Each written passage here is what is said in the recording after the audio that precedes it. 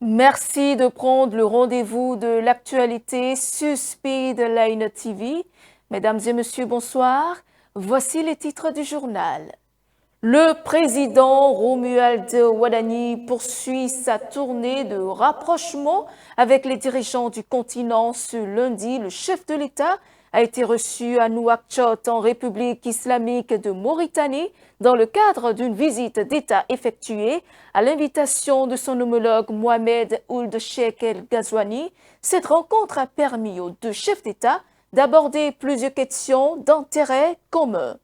Après près de 2 décennies passées au Parlement, dont 7 années à la présidence de l'institution, Louis Vlavonou a démissionné de ses fonctions de député. Cette décision fait suite à son choix de poursuivre son engagement au sein d'une autre institution de la République, le Sénat. Au cœur de l'actualité internationale, en France, l'avenir politique de la chef de l'extrême droite, Marine Le Pen, demeure incertain. Ce mardi, un tribunal l'a autorisé à se présenter à la prochaine élection présidentielle tout en lui imposant le port d'un bracelet électronique à la cheville.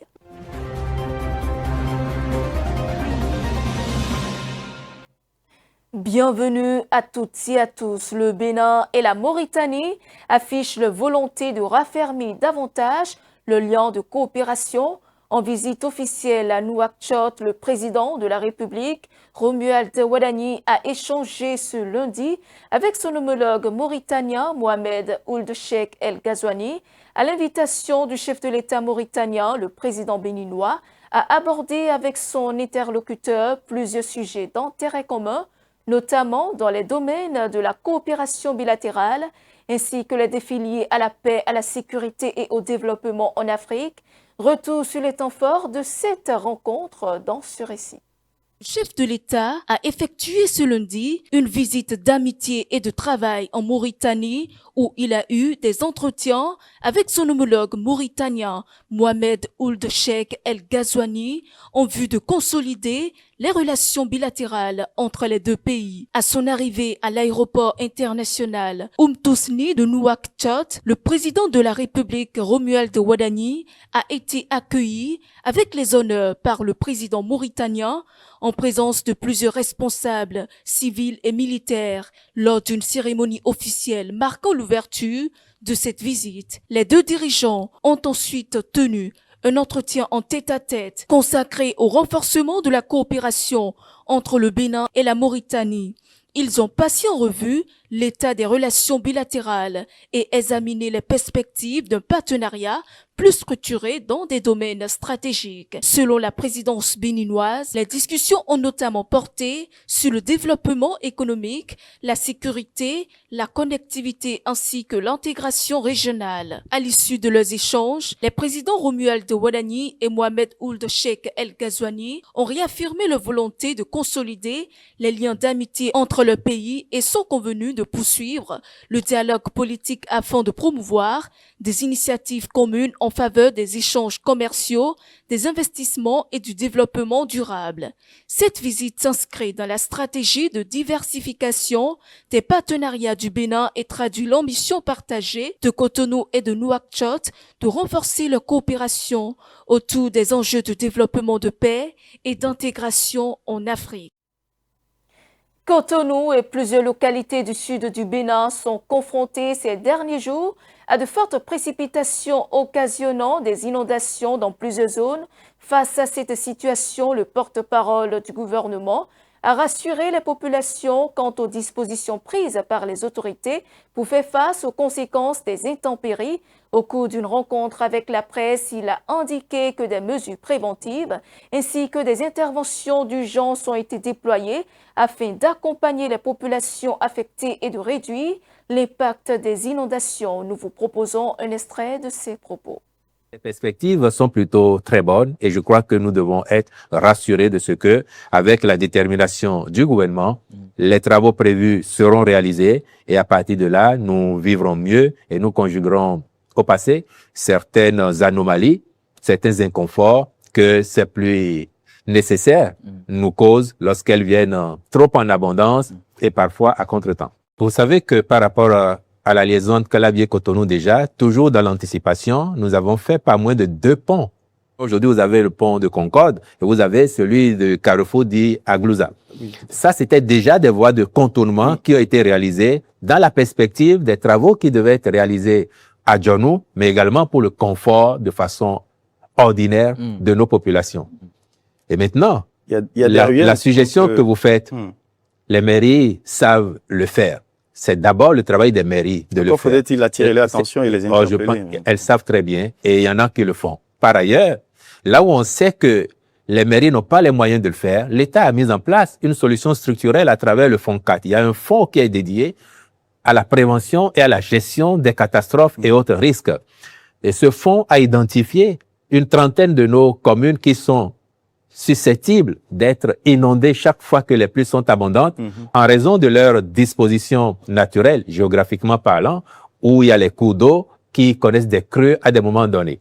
Et grâce à ce fonds, il y a par exemple des équipements qui sont acquis, des barques pour intervenir en ces périodes-là et comment également évacuer les eaux ou réduire leur portée afin que les populations vivent ordinairement, même s'il pleut abondamment. Malheureusement, cela s'observe encore par endroits et ça montre que c'est un enjeu collectif et nous devons tous y travailler, sensibiliser, éduquer et éduquer encore. Il n'est pas rare, en effet, de voir aux abords de nos rues des populations sorties de chez elles ou bien des gens qui tiennent boutique venir et s'abaisser au niveau des regards. Pour le baignoire commun, vous parlez des ouvertures sur les caniveaux. Sur les caniveaux, ils déversaient toutes sortes d'ordures, pas seulement les eaux. Vous avez des restes, vous avez des déchets solides et tout. Toutes choses qui, effectivement, avec l'accumulation, finissent par boucher les caniveaux et empêcher les eaux de circuler normalement. Et c'est une des causes aussi. C'est pour ça que certaines mairies qui ont les moyens et aussi la SGDS, la CIRAT, font le travail régulier du curage des eaux. Mais là où les équipes ne sont pas encore intervenues ou là où l'accumulation a été de trop, effectivement, il y a les eaux qui prennent possession des lieux et qui créent les dégâts. Donc, c'est un défi qui nous est lancé à tous de sensibiliser nos concitoyens qui ne comprennent pas toujours la portée des gestes inciviques qu'ils posent afin de leur comprendre que ces gestes-là peuvent à terme créer des nuisances à tout le monde, y compris à eux-mêmes. Dans le reste de l'actualité, Louis Vlavono quitte les bancs de l'Assemblée nationale. L'ancien président du Parlement béninois a officiellement mis fin à son mandat de député au sein de la 10e législature. Cette démission, qui répond à un choix personnel de l'élu et aux exigences prévues par la loi, marque une nouvelle étape dans son engagement politique. D'après plusieurs sources, Louis Gbéounou Vlavono a choisi de rejoindre le Sénat, une institution dont il est membre de droit, en sa qualité d'ancien président de l'Assemblée nationale. Suivant. Le suspense est désormais levé. Louis Vlavono a décidé de rejoindre la toute première mandature du Sénat béninois. Pour respecter les dispositions légales qui rendent incompatibles les fonctions de député et de sénateur, l'ancien président de l'Assemblée nationale a présenté sa démission de son mandat de député. Selon des sources concordantes, sa lettre de démission a été déposée le jeudi 2 juillet sur la table du président de l'Assemblée nationale, Joseph Djogbenou. Ce choix marque la fin d'une longue carrière à la Chambre basse et son entrée prochaine au sein de la Chambre haute du Parlement. Figure emblématique de la scène politique nationale et fils de la commune d'Ifoni, Louis Vlavono aura marqué l'histoire parlementaire du Bénin. Élu député pour la première fois en 2003, il avait alors laissé son siège à son suppléant afin de poursuivre sa carrière au sein de l'administration douanière.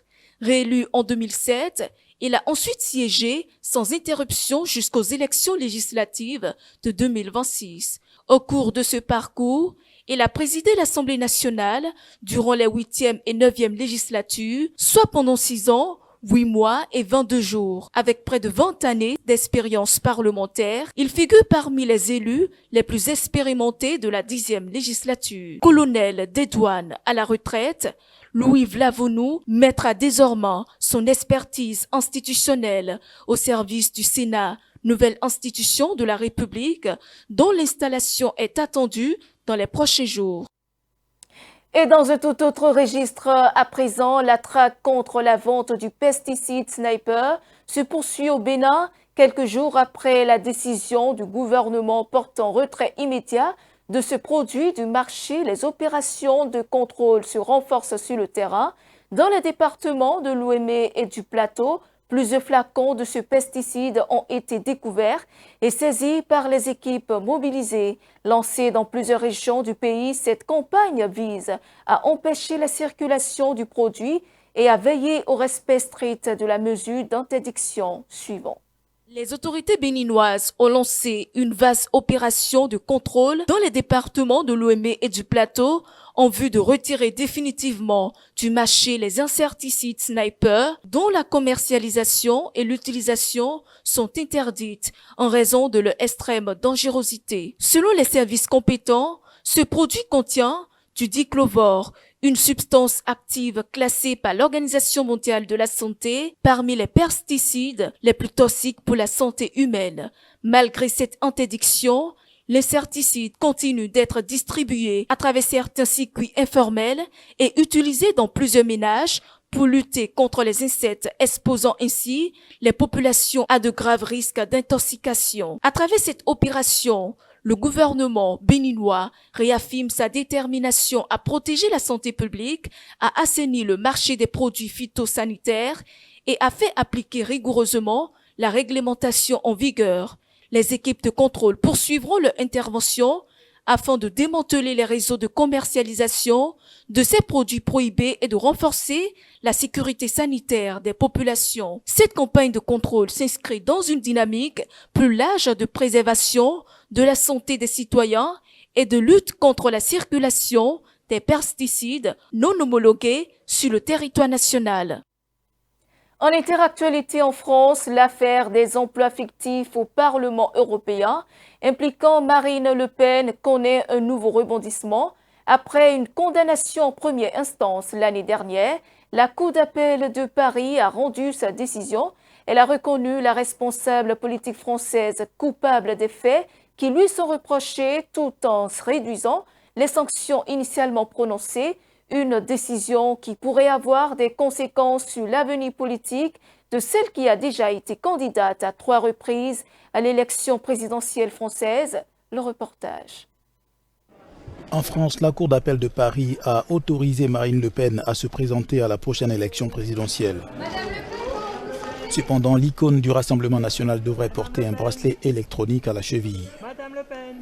L'année dernière, un tribunal de première instance avait condamné Marine Le Pen à une interdiction d'exercer des fonctions publiques pendant 5 ans et à une peine de 2 ans de prison pour une affaire d'emploi fictif au Parlement européen. Cette sentence avait compromis les espoirs de l'opposante de 57 ans dans la succession du président sortant Emmanuel Macron. La Cour d'appel de Paris a reconnu Marine Le Pen coupable, mais a réduit la condamnation à une interdiction d'exercer une fonction publique de 15 mois, ainsi qu'à une peine d'1 an à purger avec un bracelet électronique. Prévue à compter de mars 2025, cette interdiction aurait dû expirer cette année, lui ouvrant en principe la voie d'une candidature lors du scrutin de 2027. Cependant, Mme Le Pen a déclaré qu'elle pourrait ne pas se présenter si cette condamnation l'empêchait de battre campagne. Coup de théâtre au Royaume-Uni, Nigel Farage, le leader du parti Réforme UK, a annoncé ce mardi sa démission de son poste de député de Clapton. Cette décision intervient dans un contexte marqué par des controverses autour du financement de campagnes électorales. Depuis plusieurs jours, le responsable politique britannique faisait face à des pressions liées à ses affaires politico-financières, une annonce qui vient bouleverser l'actualité politique britannique cet après-midi. Dans la tourmente suite à une affaire de dons non déclarés aux impôts, Nigel Farage, le chef du parti Reform UK au Royaume-Uni, a déclaré qu'il démissionnerait de son mandat de député et se présenterait à une réélection afin de laver son nom des allégations financières qui pèsent sur lui. I've thought about it hard and I've decided today I will resign J'y ai longuement réfléchi et j'ai pris ma décision aujourd'hui. Je vais démissionner de mon mandat de député, ce qui entraînera une élection partielle qui, je l'espère, devrait avoir lieu très prochainement. Non, j'ai décidé que ce sont les habitants qui doivent juger mes actes. Ce sera une élection partielle opposant le peuple à l'establishment. C'est l'occasion de faire un bras d'honneur à tout l'establishment, de leur dire franchement d'aller se faire voir. Et c'est pourquoi je me présenterai à cette élection partielle. Je me battrai pour gagner. Je me battrai pour poursuivre la révolution politique que Reform a lancée.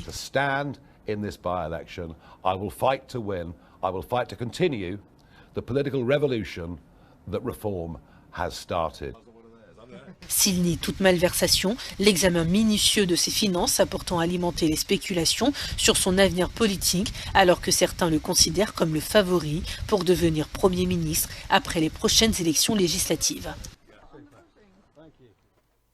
Et c'est ainsi que s'achève cette édition. Merci de votre aimable attention. Suivez-nous en continu sur speedlinetv.bj/live et sur nos différents canaux digitaux Facebook, YouTube et TikTok.